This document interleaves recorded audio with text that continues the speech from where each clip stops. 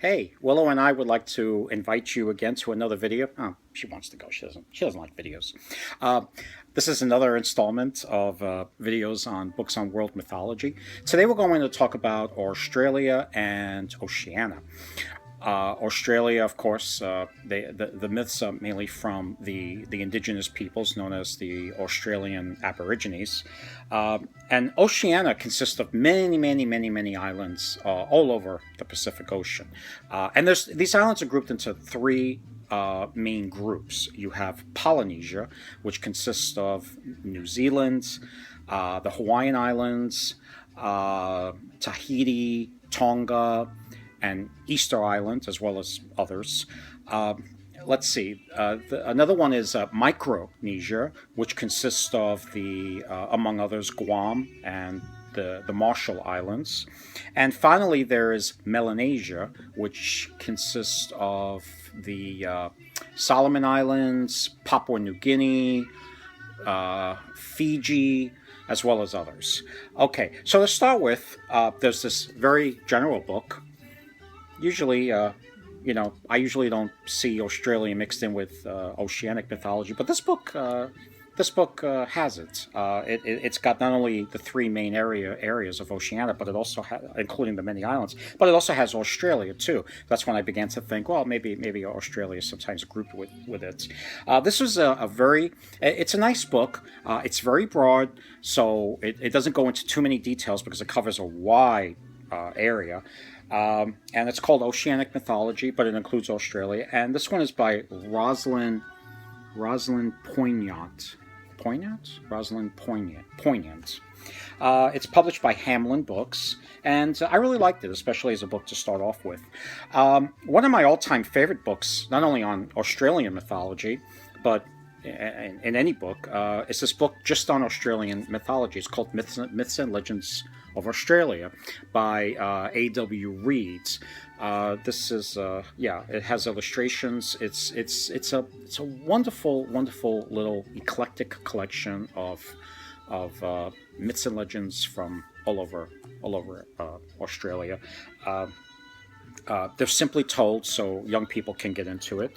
I particularly like the slightly horrifying stories. They speak of cannibals and monsters known as the Bunyip and the Dog Man, and these flying men called Kings or something like that. And so I really like this book a lot. I remember the early stories too as being very interesting. A lot of creation stories or coming into being stories. In Australian mythology, the Dreamtime or the dreaming is a very important concept. It's a time where things were still coming into existence. The things that are around us today wasn't always like this. They were different because they were coming into being, which is why some people say that the Australian Aborigines basically didn't perfect on anything that's around them because everything is the way it's supposed to be because this is how the Dreamtime produced it. Well, it's according to one interpretation I read. So, it's no wonder there's a lot of animal stories in books on Australian mythology because there's a lot of stories about how the animals acted very differently than they do today because it was a time and a place where things were different.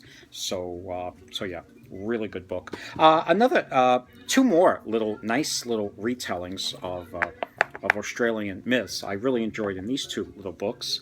One is called From the Dreamtime, and another one is called This Is the Dreaming. Okay. Once again, we got Dreamtime here. They're both called, the subtitles in both is Australian Aboriginal Legends, and they're both by Jean A. Ellis. Okay, Jean A. Ellis. And these books the stories are different in these two books, but they're similar in the way that there's a lot of, the stories are simply told, there's nice little illustrations, young people can appreciate it. So yeah, I really enjoy some really nice stories in these two books. Now getting into one more book I want to mention on Australia. There's another book that is a little more a little more complex, a little more scholarly, anthropological. It goes into what happens is that this author takes.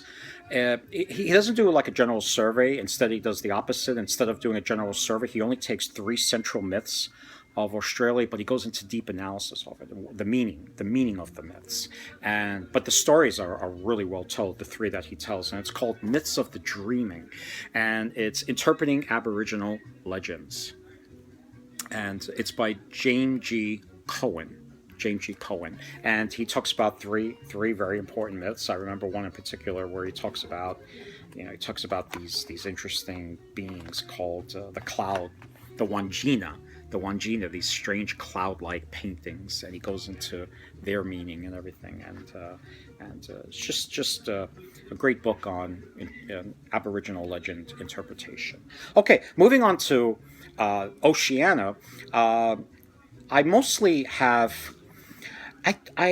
I don't have anything just on, unfortunately, on Melanesia. I do have. I mean, I don't know if you go online nowadays. Maybe there's stuff. I don't know. A lot of the books I'm going through in these videos are basically old books that I've had for many years when I used to hunt in bookstores all over the place. The internet wasn't around, or it was early, like in the 90s, where the internet sucked.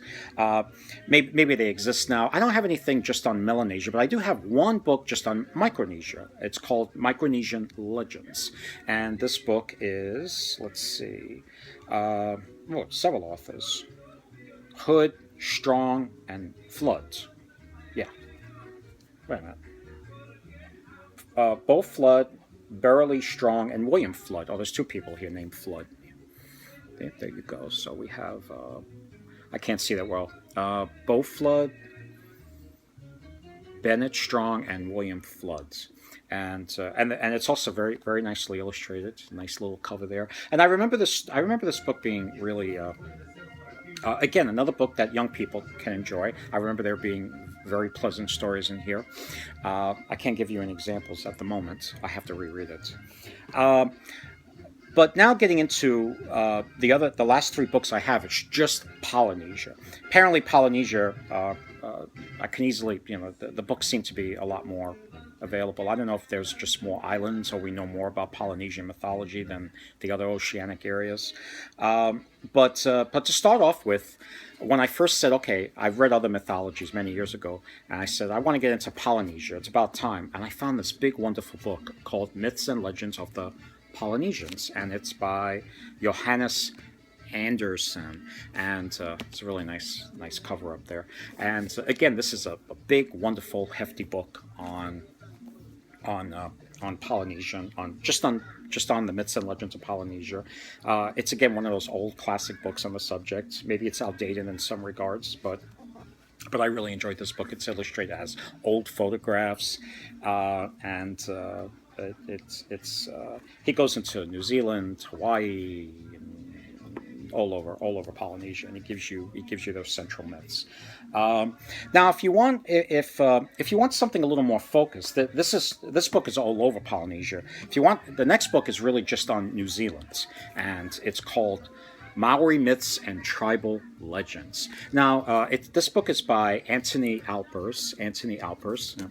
There he is on the back. And what's really great about this book is that it's a little more focused. It's only on the myths of New Zealand. Now, New Zealand is part of Polynesia, and the tribe is specifically called Maori. The Polynesians of New Zealand are known as Maori, and this book is just on their myths. And I really like this book because the way the stories they're retold. But they're retold in such a way that they feel really authentic. Like the author really tried to give you, the way the stories are originally told. At least he tries, and there's some really fun stories in here. I like the stories of Maui. It's a little different than Maori. It's the hero is Maui, Maui. And he's kind of like a trickster / hero. of Polynesia. He's very strong and he's very wily, and he causes all kinds of things to happen due to his tricks. But they're good things in the end that help humankind. There's one story on how he fished up one of the two islands of New Zealand. He decided to go fishing one day, and he fished up a whole island. Another story is how the sun was going across the sky a little too quickly, and the days were too short, so he decided to beat the crap out of the sun. So to this day, the sun totters across the sky because he's all wounded and stuff. So it's got all kinds of fun stuff like that. So, and it also has the origin of the tribe. So again, that mythological motif you find about people wandering until they find some land to settle in, kind of like the Israelites, and the Aztecs and the Maya. Yeah, so there's that. And I'm going to mention just one more book now. Just like this one is specific in one area of Polynesia, I have another book that's just on Hawaiian mythology. And this book, again, adults and children can enjoy it. It's called The Water of Kane. The Water of Kane. It's called that because that's one of the stories in here. And Other Legends of the Hawaiian Islands. And this is by, it's compiled. There's a bunch of stories compiled by, what's the name? Mary Kawina Puku'i. Mary Kawina Puku'i. So this is the person who originally compiled the stories. But then they're retold for this book by Caroline Curtis.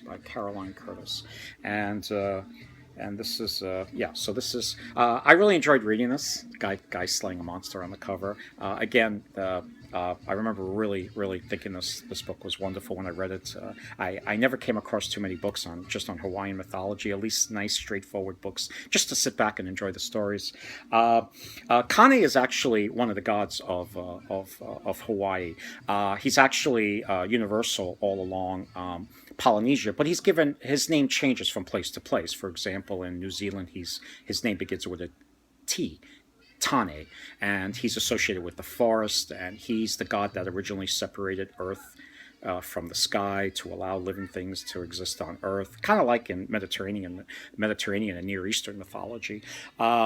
So the T gets turned to a K in Hawaii. There's also a war god in New Zealand called Tu, and Tu, and we know him better in Hawaii as Ku, and Ku is that war god that you sometimes see with the big scary face, and he's really angry. That's the god Ku, who's again a universal Polynesian god. So this is all about stuff like that, and I think you'll enjoy it. So that's basically all I have on Australia and Oceania. And until next time, happy reading.